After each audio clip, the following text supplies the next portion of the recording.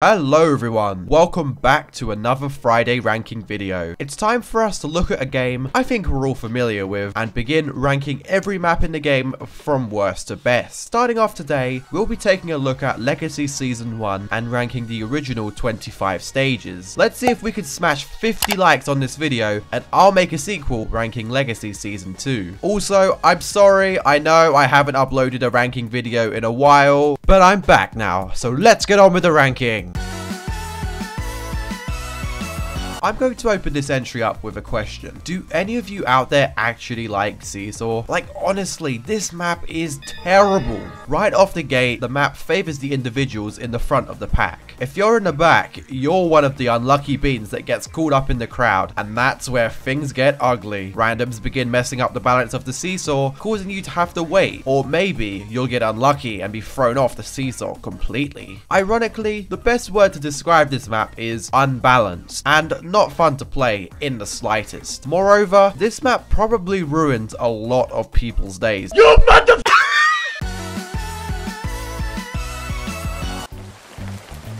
Alright everyone, listen up. I've got an idea for a map that all the players will love. Let's bring back tail tag, but with much less engagement. Once you have a tail, you can do nothing more than run around and pray your team have a working set of brain cells. But what if you hold the tail the entire match, and your team aren't holding any? Then you lose! But hey, you've got 75% odds of winning. Hell, you could even get lucky enough and win without even playing. But why would we add a game mode where you can win without even playing? I don't know, Epic. Why did you add a mode that boils down this much on luck and not even having to play the game?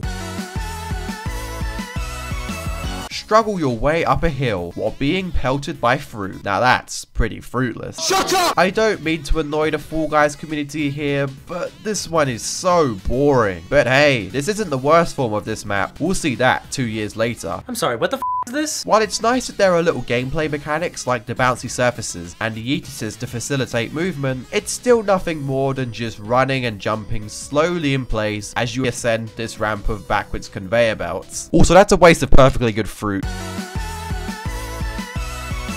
At number 22, we've got DoorDash. But not that DoorDash, this DoorDash. There was a point in time where DoorDash came up ridiculously high percentage of the time as the first game, and the game became less about skill and more on getting lucky. You'll either be praised by the Fall Guys gods and just smash your way through the doors, or suffer as your door doesn't break and a stampede of people arrive to walk all over you. One thing that I do praise about this map is that the absence of skill does technically mean DoorDash is a friendly map for newer players, and the added yeetus at the end of the stage did make things a little bit more fun. But even with these additions, I honestly still think DoorDash is severely overrated.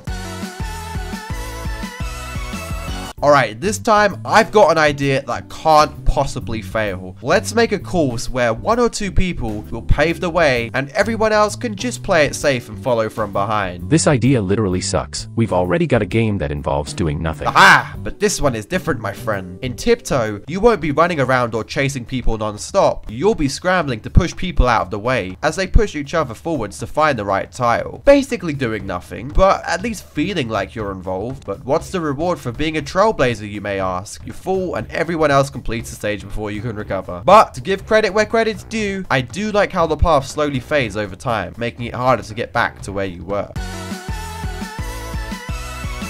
From the makers of Tail Tag and Team Tail Tag, we bring you Royal Fumble! It's just Tail Tag, but this time with only one tail. Positives. It's a lot more interactive than Team Tail Tag, as the tail determines whether you win or lose, and a plethora of obstacles are a fun way to throw off other beans chasing you. Negatives. Way too long for a finale. Although the time has been dialed down a little bit since its debut, the original Royal Fumble would go on for 2 whole minutes, and of course, nothing matters until the last 30 seconds or so. You could hold the tail for the whole match and lose it at the very last second, and the person that stole your tail will win. I feel like Royal Fumble could be given a more interesting twist, where instead of stealing the tail, you're trying to get rid of it, and after a brief countdown, the bean holding the tail would get eliminated, so on and so forth. Granted, this will make the game longer, but it's a lot more interesting than just chasing after one person for 2 minutes straight. Oh, my mistake, 1.5 minutes.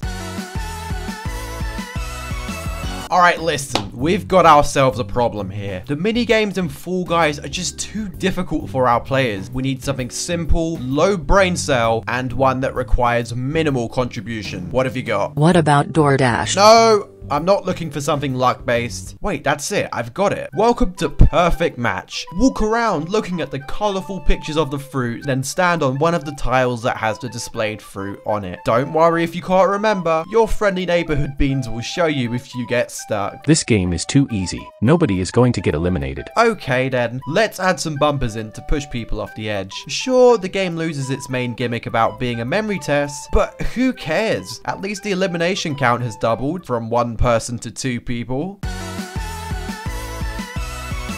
I really don't have a lot to say about Full Mountain, so I'm going to be using my get out of jail free card for this one. But I'll give you the brief story anyway. It's not a terrible map, but it's definitely not all too fun either. It's just a very average finale as you ascend up the mountain. Fingers crossed you won't randomly get hit by falling projectiles. There's also a yeetus that takes you straight to the crown, which I really disagree with. Get that crap out of the game. Annoying obstacles, unfair yeetus, but nothing too offensive. So I have a feeling that X-Scramble really isn't all it's cracked up to be. Oh, do shut up. Mediatonic thought that this one would be a competitive 1v1v1 experience where teams are vying against each other, taking egg from either teams in a neck-and-neck situation. In reality, one team will be bullied in order to secure at least 2nd place. Now, I'm not going to knock this one too much, as I do enjoy playing X-Scramble, but I think the meta strategy of just picking on the losing team is what really brings this one down for me. Personally, I'd have this one as just a double team 1v1, but maybe that's just me. Either way, I like how involved this one is compared to other team games. From start to finish, everybody is doing their part to secure the eggs and get those points for the team. Gate crash, but not this gate crash, this gate crash. Stop recycling the same jokes in the same video. Anyway, Run through the opening and closing gates and dodge the stacks of bouncy donuts. It's simple, yet simplicity isn't necessarily a bad thing. I like how this one constantly has you moving side to side. Would it be quicker to wait for this gate to open? Or should I chance it and dive through here while I still have the chance? Nothing too crazy and not a lot I can add for this one, but still decent nonetheless. A similar premise to X-Scramble, but with one small difference. It's a pile of balls. Borders does a better job at mitigating the team bullying problem, as a team that's getting completely bodied could still make a comeback, and you never know which side of the fence fate will strike up until the last second. I really like how you're given the choice of playing offensively, as you make the push to steal balls from the enemy team, or play defensively to protect what you have. 7 balls, 90 seconds. Don't take that out of context. Your job is to hoard as many balls as possible. Don't take that out of context. And when the time runs out, it's the team with the least balls left that gets eliminated. I give up. The Whirligig is a stage full of spinning obstacles, from turbines to bumpers, and hey look, the stage itself is being held up by propellers. That's a nice added detail. All things considered, I really don't have any major issues with Whirligig. It's simple, yet nicely designed, with the spinning obstacles having a major hand in the difficulty, and the ending is pretty cool too. Do you play it safe and go down the sides? Or are you impatient and daring enough to try and go down the middle, inches away from being smacked off the stage by the giant turbine? Either way, the Whirligig offers a fun variety of challenge to help people behind the pack to catch up, but not too much challenge to where the stage becomes annoying. It's the last of the team bullying minigames, rock and roll. Except the bullying problem is such a minor problem here, as most teams will prioritize pushing their balls than trying to push the other team's balls. No, but let's say you are getting bullied. What do? Well, you can still keep pushing your ball without much problem. It's more of a minor inconvenience than a major problem, unlike X-Scramble, where being bullied is highly detrimental and almost guarantees you will lose. And hey, maybe you could turn to the dark side too and sabotage one of the other teams on your next playthrough of this map. Go Go on, I won't tell anyone. And on a more general basis, I think Rock and Roll is a pretty fun map to play on. You and your team must bump a ball across a series of obstacles to get it down the hill the fastest, but you'll constantly have to move your ball around so it doesn't get stuck. Once you get down to the final slope, it's an all-out battle as you push other teams' balls back in a desperate attempt to secure a spot in the next round. Honestly, this one is so underrated. I wonder what other people think about this one. Worst team game. The best? Nah, pushing my ball back is annoying. And that, my friends, is what we call a skill issue. There are many cases in life where the original version of something greatly outweighs its future adaptations. The original Star Wars trilogy, the original Plants vs Zombies, Overwatch, the first few seasons of The Simpsons, and in this case, tail tag. Tail tag is an all-out battle between players as you steal tails from your rivals and run away, desperately trying not to lose your tail at the last second. There's plenty of tails up for grabs, so it's not all about keeping up with one person, and it's fully interactive, as you can't just hide behind a team and pray for good RNG. And if that's not enough for you, there are plenty of obstacles and platforms around the map for you to fake out players with. Overall, the best tail tag of the trilogy, but there are still plenty of other minigames I'd rather play over this one. Jinxed is a fun minigame that's essentially Infection, but with teams. Two people start off infected and must spread their infections onto other players from the enemy team. The more people you jinx, the more infected players you'll have to deal with. Being the last survivor while a team of people are chasing you is a lot of fun too, as it's like Royal Fumble but with much higher stakes. As well as being a lot of fun to play, Jinxed does a really good job at keeping all the team members involved, as you're either evading and distracting a group of enemies or infecting and dwindling the survivor numbers of the enemy team. Both roles are super fun to play, and I always love playing Jinxed on the rare occasion it gets selected. We're into the top 10, and just making it into the top 10 is Dizzy Heights. You read the title card, right? Dizzy Heights is an amazing map from start to finish. It's chaotic at the start, it's lengthy, it's not too challenging, so new players can easily pick up the game, and It's a pile of balls. I really need to stop recycling the same clips. But wait, didn't I say DoorDash was friendly for newer players too? I did, but the difference is Dizzy Heights isn't luck based, just a lot of fun as you spin, roll, and get hit by balls to victory! Hit Parade is a super well designed course with a fun variety of obstacles along the way. Right off the bat, you can carefully walk along the platforms up top, or you can dive into the slime slide below. If that's not enough for you, there's pivots, pendulums, and a bit of a slow finish. Yeah, I will say, Hit Parade definitely doesn't have a very good finish compared to other maps. It's just really slow and anticlimactic. But nonetheless, just like Dizzy Heights, it does a great job at serving as a map for new players to pick up the game, as you learn a lot from playing this map for the first time. The start teaches you that there might be more than one way to clear an obstacle. The pivots show you the importance of sometimes working with other players to progress, and the pendulums is a more tricky section that helps you practice your movement and evasion skills. For just how well Hit Parade supports new players, I think number 9 is a generous spot for it. Meanwhile, if you're loading up the game for the first time and your first map is Seesaw, I feel sorry for you.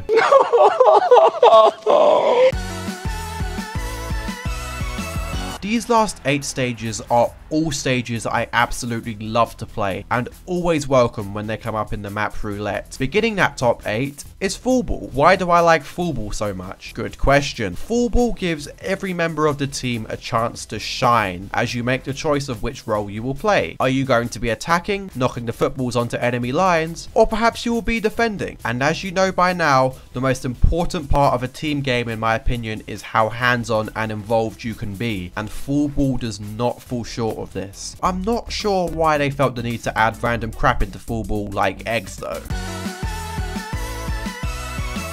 The the last team game on our list, and you best believe this one is extremely fun to play. Hoopsie Daisy has Fall Guys jumping into hoops to score points. Naturally, the golden rings are worth more, but just remember Tesco's slogan, Every little helps. so don't feel too ashamed to cash in some small points too. And I'll say it one more time for the people in the back, involvement is the most important part of a team game, and Hoopsie Daisy is the most hands-on team game of Legacy Season 1. You can't just sit AFK, there's no bullying problems, and no fears of being cucked at the last second. On the most part, Hoopsie Daisy definitely has a nice ring to it.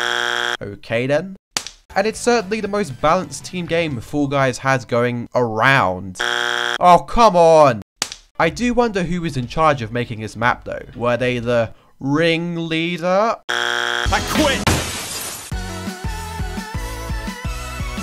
Rollout, not to be confused with its subsidiary game modes Roll Off and Roll On. We won't be seeing those until another season. This survival mode consists of multiple rotating rings, each with plenty of walls, pits, and bouncy donuts to catch you off guard and eliminate you. It's so much fun to play, as you're constantly making decisions of which ring to jump onto. Plus, it's really challenging too, keeping you invested along the way. I don't really have anything bad to say about this one. I just think that there are more fun survival maps compared to this one. But this map is still on a roll.